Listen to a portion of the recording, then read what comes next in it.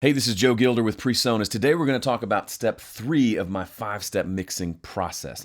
Step 1 was setup, step 2 was the static mix, step 3 is fix big problems.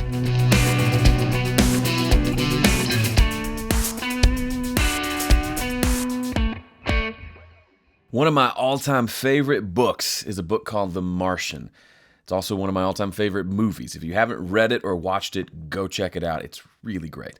There's a quote from that movie. So the premise is astronaut, team is on Mars, big storm comes in, team leaves. He gets knocked out by a piece of debris. They can't find him. They assume he's dead. They leave him stranded on Mars, and he has to figure out how to survive for a couple of years, waiting for a new team to come out and rescue him. Okay, here's a great quote from that movie from the point of view of the astronaut who got abandoned. It says, "At some point, everything's going to go south on you, and you're going to say, this is it. This is how I end. Now, you can either accept that or you can get to work. That's all it is. You just begin. You do the math. You solve one problem and you solve the next one, and then the next. And if you solve enough problems, you get to come home." Now, mixing music isn't quite as dangerous as being stranded on Mars. But I love this philosophy because the people I talk to, and myself included, sometimes mixing can just get overwhelming. You sit down and you hear all these sounds coming out of your speakers, and you're not sure which one to focus on, where to start, what you're going to do next. Especially if you're early in the process and you haven't done a lot of mixing, it can easily be overwhelming. Even if it's just a handful of tracks or a lot of tracks, there's a lot of sound coming at you. What do you do with that? Well, I like to take this approach to my mixes, and that is just solve one problem at a time. And an even easier way to say that is, what's the biggest, most annoying problem? Solve that. And then listen again. Okay, what's the next most annoying problem, and solve that. It's a way of focusing your attention. So instead of thinking about the 30 tracks in front of you, you're thinking about what is raising its hand and saying, hey, you got to come fix me. Now, here's another piece to add to it. I like to think about mixing like a sculpture. If I'm going to take a big hunk of marble and turn it into the statue of David, the only way that works is by using a subtractive approach to creation. I'm going to take bits of marble away until all that's left is this beautiful statue. With mixing, I like to think of it the same way. My job isn't to add a bunch of stuff to what's already there. Chances are there's already too much stuff there. So my job is to take away the parts that don't belong, and then what's left is a beautiful, balanced sounding mix. That's not to say I don't boost the low end on a kick drum to give it enough low end to make it sound right in the mix. That's not what I'm saying at all. You don't want to go that far in that direction. But that mindset of what things can I remove? And a lot of times that's about EQ, but sometimes it has to do with compression as well. What can I do to take away something that's there that will make the whole mix better? That's the kind of mindset I'm in when I'm thinking about mixing. Final thing I want to say before we dive in and I show you a few examples. If you're wondering, okay, but how do I know what the problems are? That's a really fair question. And you're not going to like my answer, but it's the right answer, I think. You've got to be familiar with what good mixes sound like in order to know how your mix stacks up to that.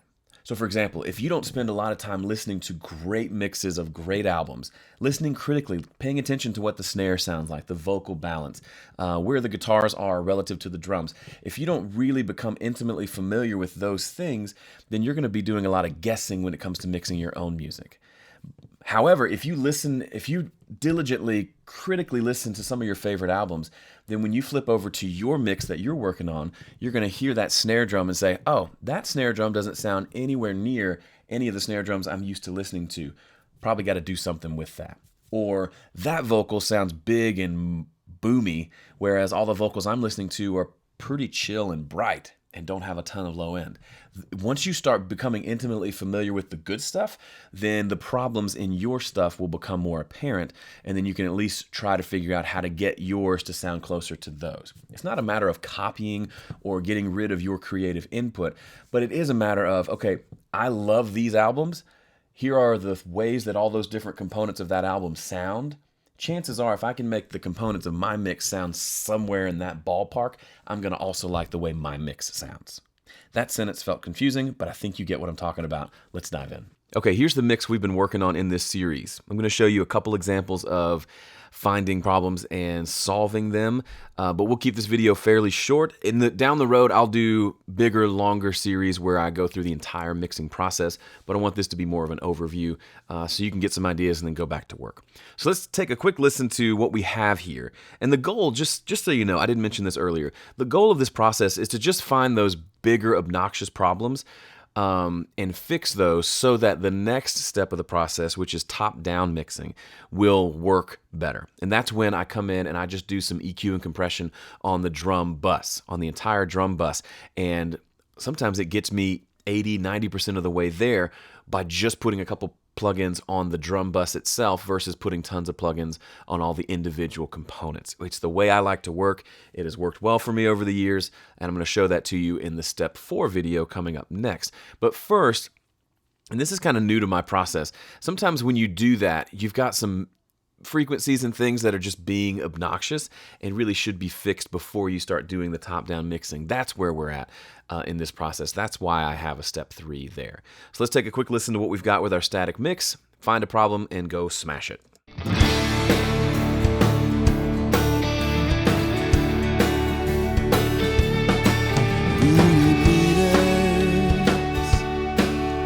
Okay, so there's not a whole lot here that I'm thinking, oh, this sounds terrible. Like the guitars are mostly the tones that I want. Bass is pretty, there's no huge problems with the bass. It's a little hard to hear. Vocal needs a little bit of work, but there's nothing huge with the instruments. It's really the drums that are bothering me the most. So let's listen to those, specifically the snare drum. It just sounds a little wild. Doesn't really sound like kind of how I want a mixed snare to sound, which is pretty normal, by the way. The way a snare drum sounds in the room is rarely how it sounds on the mixed record. That's just the way it is. So I'm going to listen to it, just the drums here, and figure out what that problem actually is.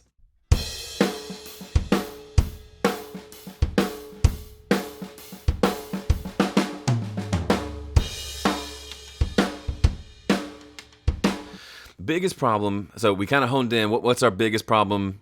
Big picture, it's the drums, and then listening to just the drums, it's the snare. Now, here's where it's easy to get off track. You might say, okay, the snare is the problem. Let me go just listen to the snare drum, top and bottom mics, and let's fix that sucker. And we could listen to that and say, okay, I'm gonna go to work. But let me just show you something real quick. Let's listen to the drums again. I'm gonna turn off the snare top and bottom mics, and we're just going to listen to the rest of the kit and tell me if the snare drum problem has disappeared or not.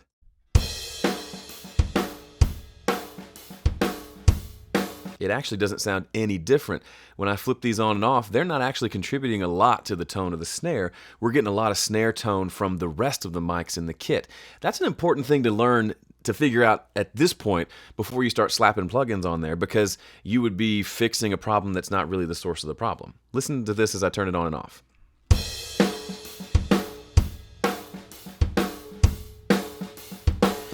So the way I think about it, the snare drum is where kind of that in-your-face presence is going to come from, but a lot of that kind of what I don't like about the snare drum, I feel like is probably coming from these tracks over here. Our overhead, this fat mic, which is, it's just a ribbon mic placed about a couple feet away from the kit, just picks up the general sound of the kit. Sounds like this.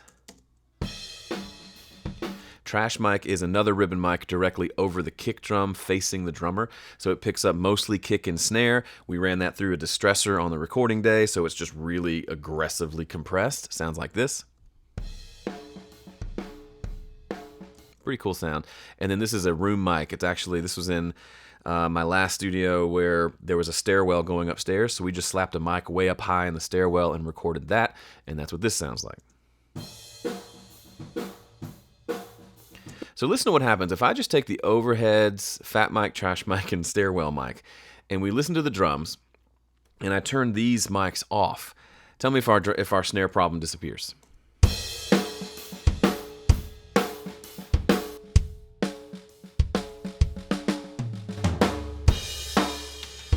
See, a lot of the problem is coming through these. Now let's try to hone in even more. Let's start taking each of these away until the problem disappears. Now, what is the problem that I'm hearing? It's just this kind of mid-rangey grossness to the snare.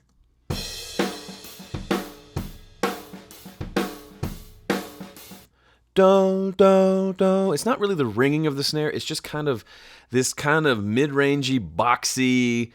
It's not tight and punchy. It sounds like a room, which these were recorded in a regular room, but there's so much of that room there, and it's not just the room mic, I don't think, because we're going to take that out, and you'll see it's still there in the other mics.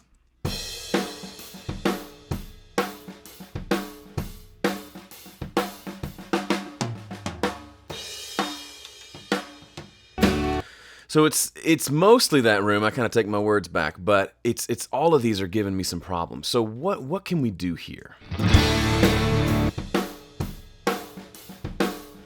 Here's an idea. I actually did not think I was going to do this. I'm going to create a bus for these four. These are kind of my problem children, and they all kind of have the same problem children. They all kind of have the same kind of EQ problem. So rather than EQing them all individually, I'm going to EQ them together on a bus. So we'll call this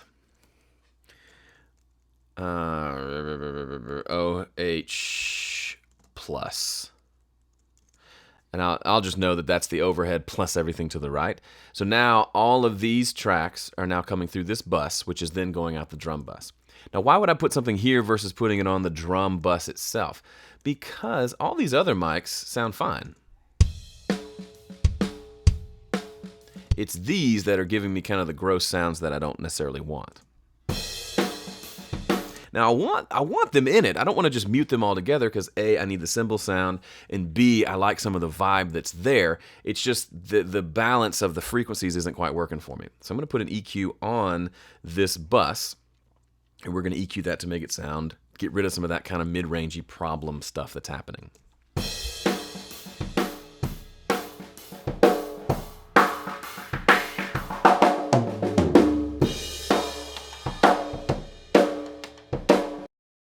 Kind of everything in anywhere from like 300 to 600 hertz is just kind of gross. So I'm going to take a fairly wide, not that wide, EQ curve and just pull it down and see how it sounds.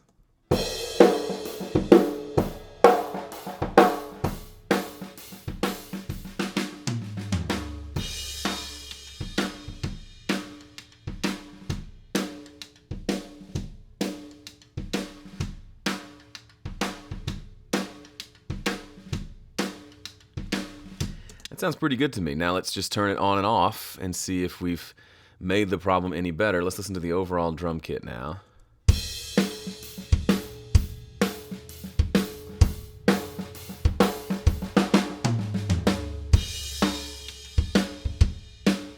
Now, one thing, we've removed a lot of volume by taking all this out because it was so unbalanced. I'm going to add a few dB back in over here on the EQ.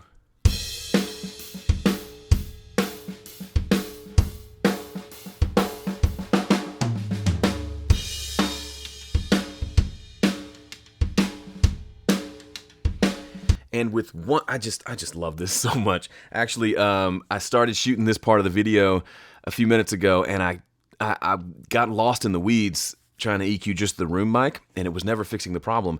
So I just kind of reset the plugin and shot the video again, and that's when it hit me. All of these are kind of the problem. Let's treat them as one. It's kind of honestly a version of top-down mixing, but we're doing it just to fix the big problem that we hear in the drum kit, and I think we've done that. So one more time, I'm going to hit play. I'm going to turn this EQ on and off, and I want you to listen to kind of how the mid-range of that snare drum goes from being kind of muddy, not muddy, but just kind of gross, to feeling a lot clearer. It feels more like a mixed drum kit with just that one EQ on those handful of tracks. We've solved that problem. Now we can kind of move on with the mix. I'll let you hear it one more time.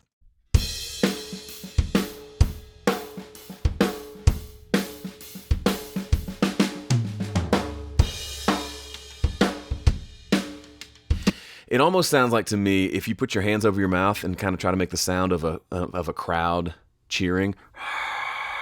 It's those frequencies that are just too much in the drums without that EQ.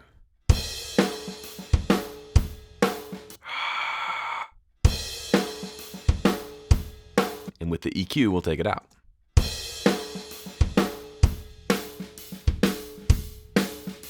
You'll notice it sounds like we boosted good frequencies. We didn't. We just turned down bad frequencies, and we were able to hear everything else that was there. Now, we did boost a little bit because we increased the output gain of that EQ. But the general idea here is what I said before. We removed some things that were problems, and it made everything else shine. So that is probably one of the better examples I can give you of this idea of fixing those problems. We want to go from step 2 was a static mix with no plugins. Step 3, we want to get to a kind of a better sounding static mix where we've fixed some of those obvious issues that are there, which prepares us for step 4, where we're going to start shaping the tone by really just EQing and compressing on the buses first and then the individual tracks. But that's a subject for another day. Thanks for watching. See you in the next one.